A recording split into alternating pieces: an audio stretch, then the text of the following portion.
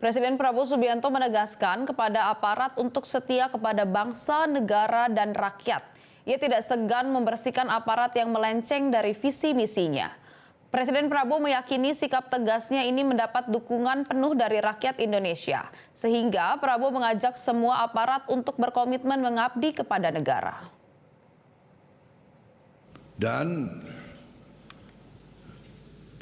bagi aparat-aparat harus milih setia kepada bangsa, negara dan rakyat atau setia kepada pihak lain.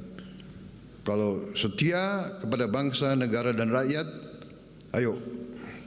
Kalau tidak, percayalah saya akan bersihkan aparat Republik Indonesia.